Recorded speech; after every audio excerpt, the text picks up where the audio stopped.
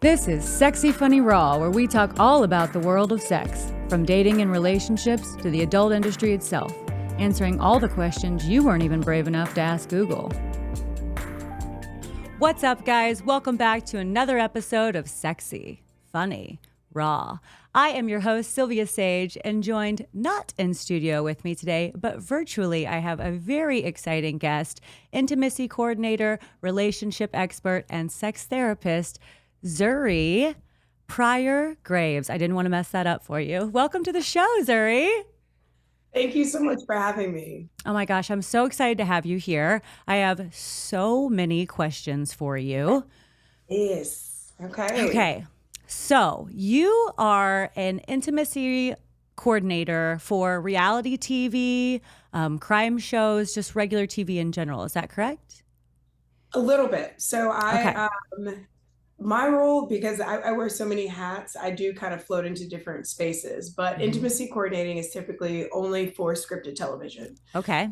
not reality and things of that nature. But I do work in the reality TV world. I do a lot of behind the scenes sexuality support and just therapy support and things of that nature, and have done some on screen, like expert testimony kind of things for crime shows and other reality. Yes.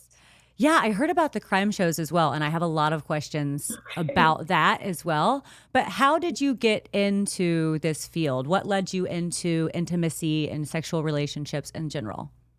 Okay.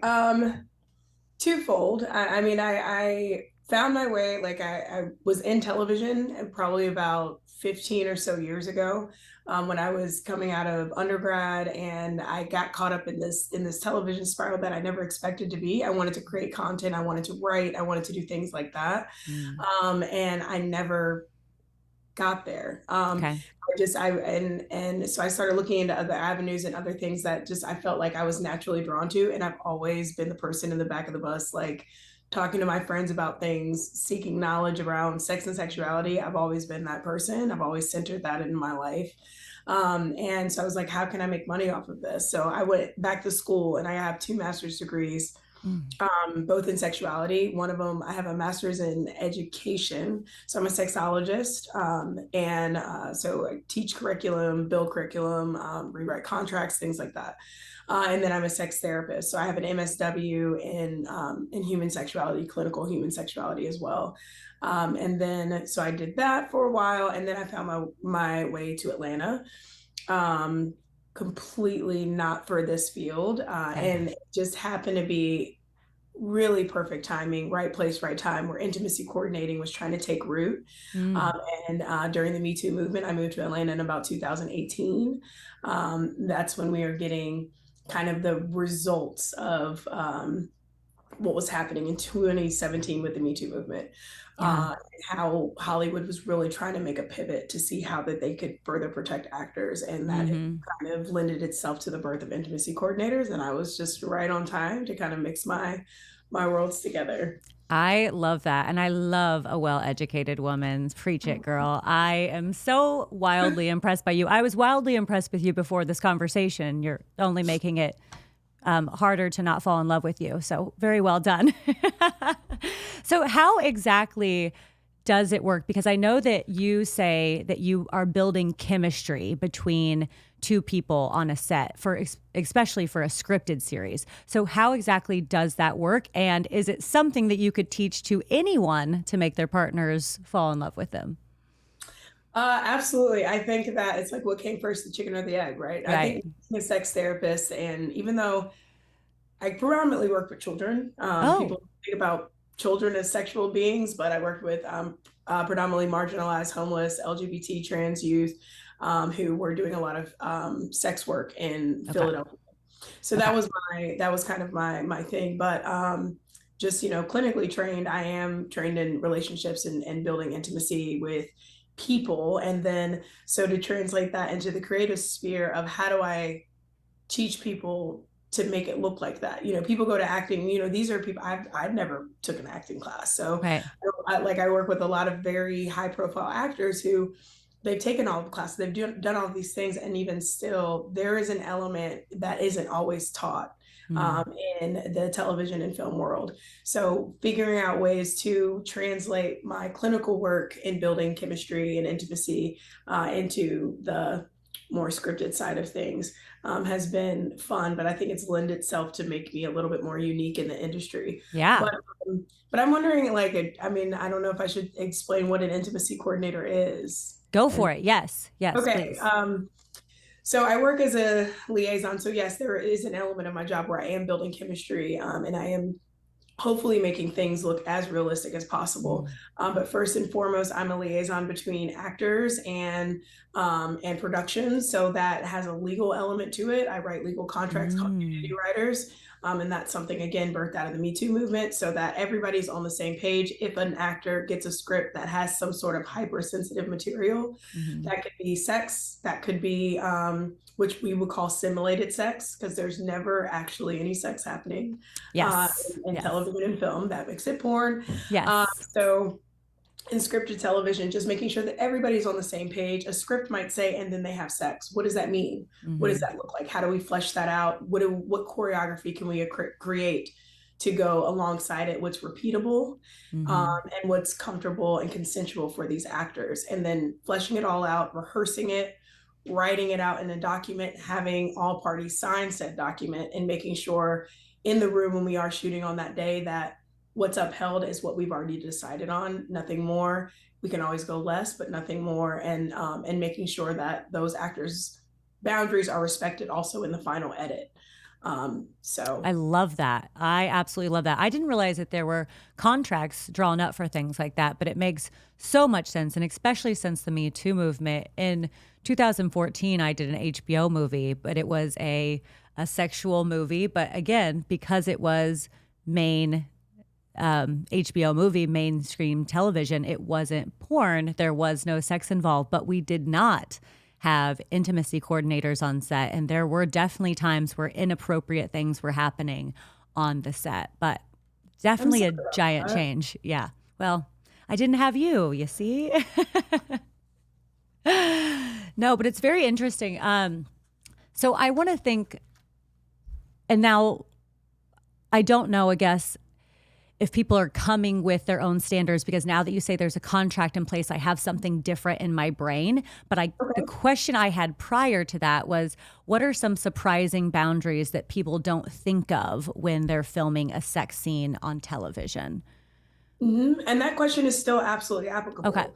It just maybe those boundaries that you may not have expected, they come up before we end up with the camera in the room. Yes, So it's which is about great. fleshing things out. And I think because as a response to the Me Too movement, there have been some interesting things that have come out of that, right? We've got a lot Hmm. of male identified actors who are like whatever, especially because most of the stuff that I deal with is hetero, unfortunately for me. But and so you've got a lot of folks who are like, whatever she wants, whatever she's comfortable with, whatever, I'm fine with whatever. Hmm. And when I'm having these boundary conversations with actors, because I do have those, my process is having those conversations individually, getting a very Hmm. good picture, clear picture of what the creative is looking for, the directors, the writers. What is it that you really want to see? Like if you Hmm. had Moon, you had actors who were comfortable with anything. What Hmm. is it that you want to portray? And then figuring out and after individual conversations with the actors, what are they actually comfortable with doing with their bodies? And Hmm. separately from that, what stories are they comfortable with telling? Because Right. those are different things. Because I can tell this. Sorry, I'm sorry. No, no, no. Keep going. Yeah, yeah. Go ahead. Yeah. I was going to say like there could be a story of someone who they don't want to be choked, but they can tell the story of being choked. Yes. They're comfortable with telling that story and having their person and their character portraying that narrative, but they don't want it. They don't want to actually do that action. So Hmm. then it gets into the more choreography and nitty gritty with working with directors of photography and their shots to make something read without having to do that action. So once I have all of those pieces, then we can move forward with kind of choreographing those scenes and kind of fleshing that out. So Would to your, go ahead. Would there ever be a body double that would come in Yeah. and substitute for somebody? Okay. Yes. Got it. Yes. So we Okay. have body doubles for all types of reasons. A lot of times Hmm. what people are looking at is probably not their favorite actor, Mm. Yeah. or their favorite actor's parts. Ah. So they, especially with AI and green screen, they do all kinds of things. I've seen them, like if somebody, again with the story, so if they're like, I'm comfortable with telling the story that I'm naked, I don't want to be naked, Mm. then we can have someone who's a body double and use their body in place of the other person's. And that involves a lot of like green screen stuff and Yeah. plating and all of that. But people often find, we don't want them to find their boundaries in front of a camera, but they Right. may find their boundaries in a rehearsal space or in a conversation that they didn't know that they had. And I do have a lot of, like I was saying with the like folks being like, I'm fine, whatever they want.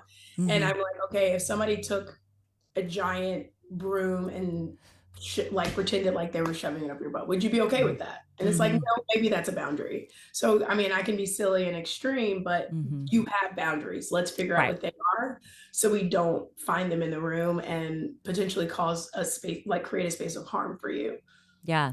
An interesting thing that you said along the way there is you said that you might not be seeing your favorite actors or their body parts. Now, when you say that, so there are obviously some very famous scenes of seeing full frontals of your favorite stars, your male stars or your female stars.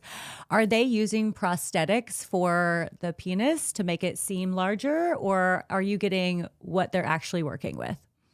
It depends. And Okay. sometimes it's not necessarily a size thing. So in television and film, you can't ever see an erect penis on Oh. anything. So if you've ever seen an erect penis of any kind, it was a prosthetic.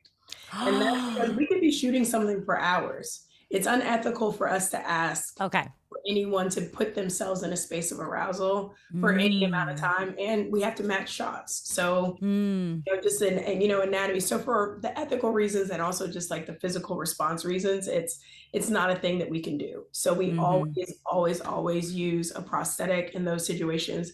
You can't ever shoot up into someone's body, whether it Okay. be their anus or their vagina. So Mhm. a lot of times you will not see a real frontal of a vulva because you never know what the anatomy of a vulva looks like. When you look at someone standing right in front of you, you never know what you're going to see. Sometimes you don't Mhm. see anything. Sometimes Mhm. you see labia. Sometimes you're going to see a clitoris. Sometimes you see a hood, whatever it is. There are things that you can't see and there are things that you can. And I can't go up to someone and say, what does your vulva look like today? Right. So we just don't do it. Okay. We have merkins that we put over people's, and we do Hmm. prosthetics. We do all kinds of things to conceal and protect people's genitals. I love that. So good to know. That's something I feel like nobody knows. I mean, I've worked in film for over a decade. I didn't know that. So, but I work in a different kind of film where we are showing full frontals and hard penises. um, Next question. And so this one might have more to do with some of the crime shows that you work on. Okay. But the question is, how do you navigate consent when there's a mixture between like reality and the performance? So maybe you're navigating what is a rape scene. How would you navigate the consent for that scene? Well, the only assault scenes that I've done are in scripted television. Mm-hmm. Um, And I actually, one of the only, I'm not a stunt performer, but I have been put in situations where it just makes the most sense for me to do the work. And one of those was an assault scene, and it was a period piece. So I was, Mm. that show was Kindred. So I don't know Okay. if you're familiar, but it's Octavia Butler, but it's Okay. flashbacks to slave time. So basically, I was a slave and I was getting passed around to probably like 30 different white men. Oh. And uh, it was like they were selling that person and had another slave forcing that slave to try to rape that person. So Mm. it's a very heavy scene. I'm Mm-hmm. grateful that I did it because it puts me in that mindset of like, what does that feel like to kind of be in that? And my experience is going to be individual, but it still gives me more than someone who, an intimacy coordinator who hasn't done that. But yeah, sexual assault scenes, they're heavy and they're layered, and Mm. it's going to depend on the actor. It's going to depend on what the production is looking for, I think. And a lot of times, unfortunately, I've seen those scenes end up on the cutting room floor. because they are, and you could, because the way something works, somebody has an idea, then we make it, then we shoot it, and then you've got a whole editing team and a Mm-hmm. post-production team, and you don't know what their thoughts are going to be in going into it. A lot Right. of sex scenes end up on the cutting room floor, never to be seen or heard of again. Yeah. I feel like I didn't answer your question. No, I mean, yeah, you did because you're the one doing it. So I guess you haven't really had to. I guess the question was more like, how are you getting between consent and reality? Because obviously, for scenes like that where they're so non consensual, how are you getting past the point of like, okay, I'm consenting to do this non consensual act was really. Yeah, I think that that goes into, okay, that does, thank you so much for repeating the question. Goes in a little bit more into like the sex therapy world of things. So setting people up for um, grounding them in the unreality of the reality. Okay. So being able to create more concrete check-ins of like, okay, we're checking into this moment, making sure that these people, they get what they need, because sometimes actors need to meet that scene partner as a real person. They need to be Mhm. able to feel like they're able to trust that person and build that relationship outside of set. There are some people who don't want that. They want to be able to drop into their character and not, and be able to dehumanize potentially the person that they're working with. And that could be from either side. Mhm. So being able, so that is building in a rebuilding afterwards. So like after we are completing those scenes, figuring out, making sure we have something in place, like an aftercare plan for those folks. And that aftercare plan may work in the rekindling space between those two actors as people, Mhm. or as characters, because a lot of things, something that a lot of people don't think about when we're shooting a series, a lot of times we shoot things out of order. Of course, yeah. So if your first day on set is an assault scene with someone who Mhm. now, that was episode 10, and you have episodes 1 through 9 that you have to love them, and you have Yeah. to, you have to have the audience buy into that love and Mm. make that final terrible scene so impactful. So it's going to depend on the actors, it's going to depend on the situation, and how we kind of work proactively to figure out what consent looks like in those situations and what Mhm. those situations really call for, to make sure that we are honoring the creative, because that is a piece Mm. of it, and we are honoring those people. I love that you said aftercare also. And to a lot of people who don't understand what that is, that's checking in with how the scene went for them. You know, how do you feel after that?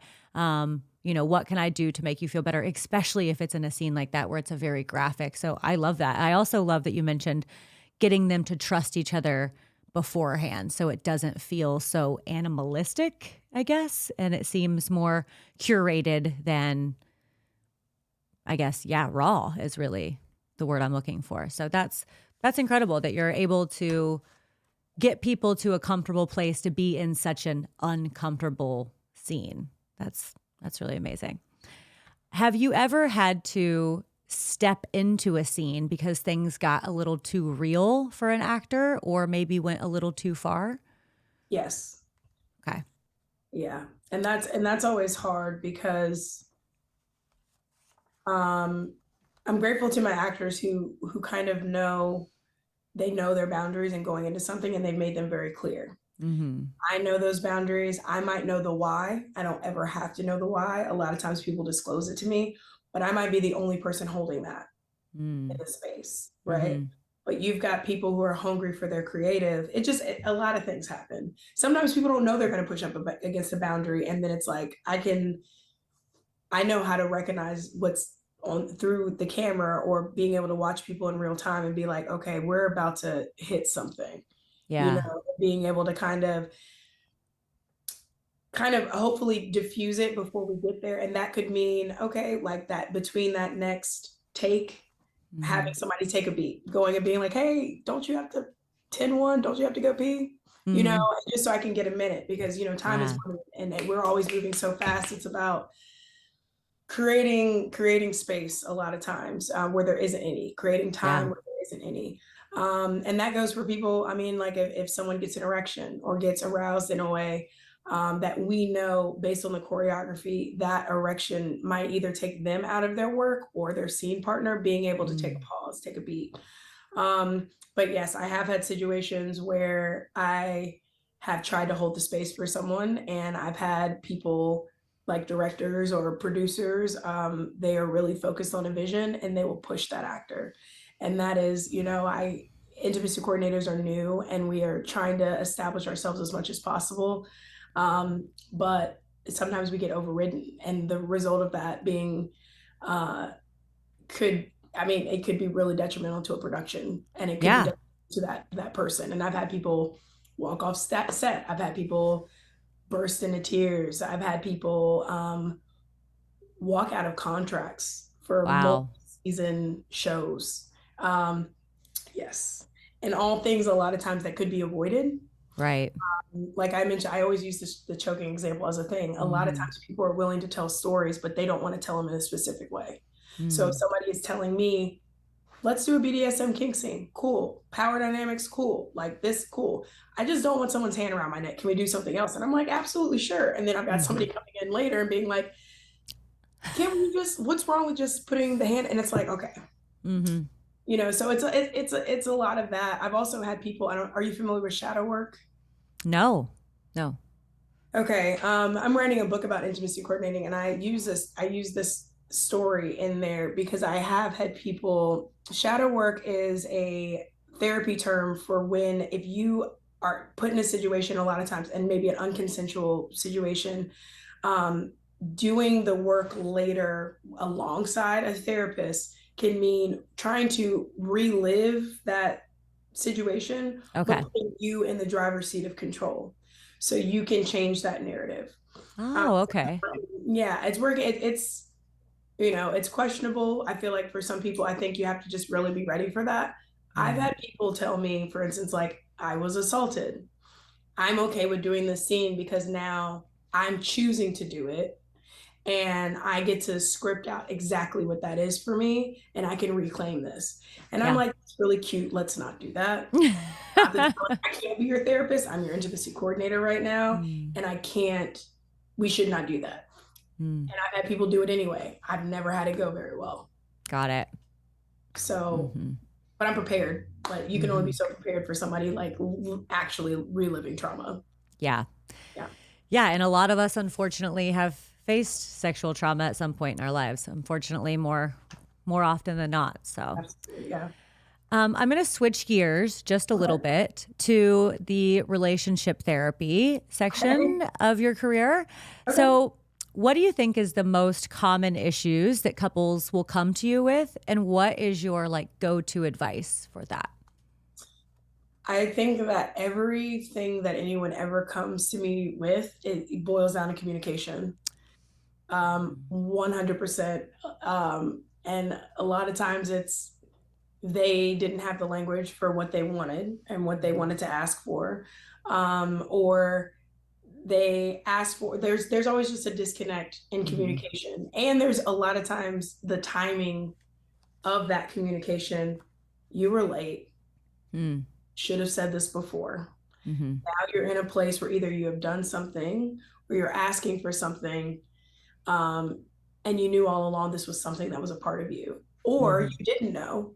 But there are always points, like before you get to that therapy room, where something could have been brought up or Yeah. said a certain way or done a certain way, and a lot of times that ends up being the thing that people walk away from each other for, Yeah. unfortunately. So No, I think communication is so key in every aspect, from your friends to your coworkers to absolutely. your sexual partner. It's just everything in between. And yeah, I can definitely see that. So sometimes do you feel like you're just playing a referee between couples, just kind of like a little game of telephone of here is what he's trying to say to you, or this is what she's trying to say to you. Hmm. Or Yeah. just a lot of sitting. I think a Yeah. lot of times people, they don't make the time to communicate. They feel Mm, like they don't have the words, or they don't have this, or they don't have that, and then they get in the room, and then all of a sudden it's like, so a lot of times I feel like for me it's been, did you did you hear what you just said? yeah. Because they're asking a Hmm. question. I'm like, you just answered that yourself. Like, Hmm. but people are like, you don't say, and then they're like, oh, Yeah, I guess, so but it's interesting how we can't hear ourselves and we can't, Mm-hmm. there's such a disconnect a lot of times with so many folks with who they are and who they think they are and what they're Yes. saying and what they think they're saying. Mm-hmm. Um, and just being on, I think that we've all been taught for so long to just not be completely fully honest with ourselves. So it makes it really difficult to be completely fully transparent and honest with someone else. Yeah, especially about your faults. That's for sure. Mhm. Absolutely. So, are there any intimacy like exercises that you recommend that people try that you find people really enjoy to get to know each other better? Mm.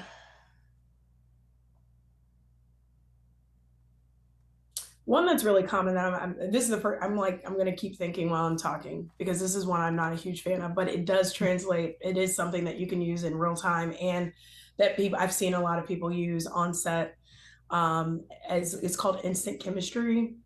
And I Okay. think it's called, I feel like people, you probably used it for your folks and stuff or something, but it's just like, staring, like doing that really intense eye contact thing where you just look at each other and you set a certain amount of time where you can't break focus or conversation and think about all the things that come up in that moment. Um, but any folks who have trouble meditating and all of that, I don't think it's a great tool. And they always say like when you laugh because it's silly, because it is kind of silly, like what comes up in those moments, where did that laughter come from, what was that laughter protecting? So if you have somebody to ask the right questions around that and kind of be a witness to you doing that exercise, Mm-hmm. um, and you're open to receiving that feedback, I think it can be a helpful tool. Yeah. Trying to think. I actually like the looking into your eyes thing because for me, working in adult films, I sometimes find myself with partners that I don't have a lot of attraction to, but my thing is if I look into their eyes, I try and see them for who they are, for who their soul is, their good intentions, and that type of thing really connects you to somebody. And I can be turned on by simply their eyes, by simply feeling I know a little bit about them without looking at any of their other physical features. So there really is something to the eyes. I mean, the fact that we say that they're, how you see into someone's soul, I really think it is. It's very telling of who people are and gives you just a piece of comfort being seen by another human. I love that. I Yeah. love that thing because I'm just like, I've just seen it so many times. I'm like, is this really helping?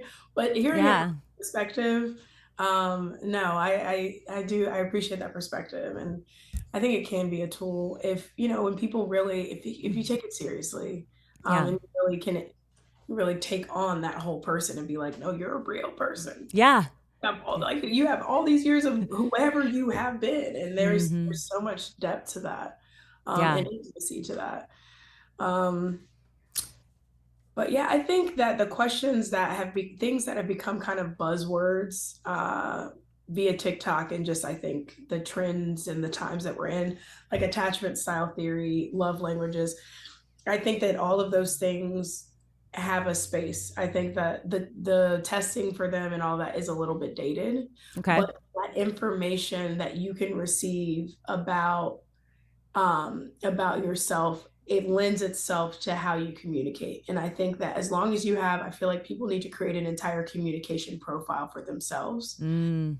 and how they want to give and receive communication, and before you end up in your first argument, before you end up with that hard conversation, you already Mm-hmm. have the foundation set for how you need to navigate those things. Mm-hmm. But yeah, like you said, what is a common thing? I said communication in general, but a lot of times it's somebody coming in and being like, I tell you I love you all the time, and you're like, you don't show me that you love me, you don't love me. And basically Mm-hmm. it's like, okay, so you are a words person. I mean, it really can be Mm-hmm. that simple. Like Yeah. somebody is telling you that they love you every day, but you've never been able to feel it because they're not able to show you in the way that you need to feel it. You Mm-hmm. want a movie night every night because you're a quality time person. And somebody's like, I'm spending time with you. And it's like, but we're not, these are not, this time is not actually quality time. It's just time. So being able to know who you are so you know what to ask for, and respect people who you're dealing with, to know that they want to care about you and they want to give you what you need, but you have to know what that is. Yeah. And I think you said something so key is finding that out before you have your first argument. Because the moment you do have that first fight and you don't understand their love style or their love language, their attachment styles, it can be really hard because one of you is, needs the constant attention and the other one might need some break and some freedom in order to like come back and resolve the issue. And if one of you is pulling and the other one is pushing, it's just not going to get you anywhere. So really understanding how the other person operates before you get to that point is so fucking key. Yeah. Absolutely. Yeah. Okay. We're almost out of time, but I'm going to get a few more questions in if that's okay with you. Okay. So okay. You're good. What is a myth about sex or intimacy that you wish people would finally just let go of? That good sex requires orgasm. Oh, okay. I like that. Yeah. Yeah, I think that's a huge one. Yeah, I feel like, I don't know, that's always Yeah. my takeaway, and figuring, and like just understanding other types of pleasure and not pigeonholing people in their arousal styles, or in the ways that they actually engage in the act and how they define what sex even is for them, and how you decide what the beginning, middle, and end to that experience is. I love, love, love that you said that, because I feel like as a female, I feel that I don't necessarily need to come in order to enjoy my sex, but I put so much pressure on my male counterpart to make sure he comes, or I feel in some way that I didn't accomplish my job as the partner. So that's really, yeah, really brilliant. Okay, one more and I promise I'll let you go for the day. What is the one thing everyone should be doing in the bedroom? Ooh. Other than using lube? Right? I say that all the time.